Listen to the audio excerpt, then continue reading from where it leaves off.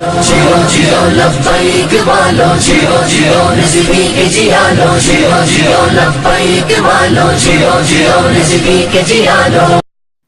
اس سے پہلے کہ میں اپنی گفتگو کا آغاز کروں، صرف اس تصویر کو ذرا غور سے دیکھیے گا۔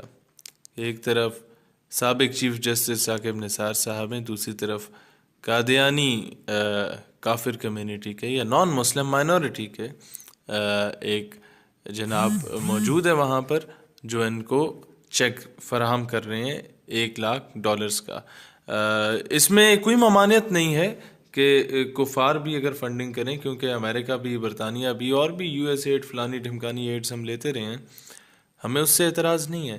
اعتراض کس چیز سے ہے کہ چیف جسٹس آف پاکستان جو چیک وصول کر رہا ہے اس پہ لکھا ہے احمدیہ مسلم جماعت۔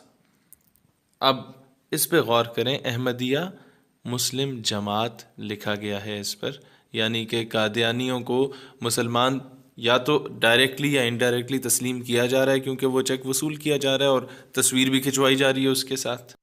اب بندہ ناچیز کا سوال بہت سمپل سا ہے کہ کیا یہ آئین پاکستان کی توہین نہیں ہے؟ وہ آئین جہاں پر Qadianis are declared as a non Muslim minority, تو آئین کو بنانے والے، آئین کی پاسداری کرنے والے اور ساری زندگی توہین عدالت کے راگ الاپنے والے آج اسی آئین کی دھجیاں اڑا رہے ہیں جس میں قادیانیوں کو کافر قرار دیا گیا تھا، غیر مسلم اقلیت قرار دیا گیا تھا۔ آج وہ ایک ایسے بورڈ کے ساتھ اٹھ کے تصویر بنا رہے ہوتے ہیں جس پہ لکھا ہوتا ہے کہ قادیانی مسلمان ہیں، احمدیہ مسلم کمیونٹی لکھا ہوتا ہے۔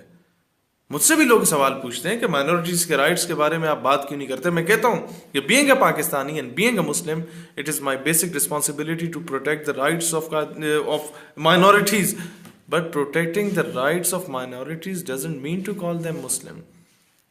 اقلیتوں کے حقوق کا خیال رکھا جائے، لیکن حقوق کا خیال رکھنے کا مطلب یہ نہیں ہے کہ ایک بندہ ختم نبوت کا منکر ہو اور اسے مسلمان قرار دے دیا جائے۔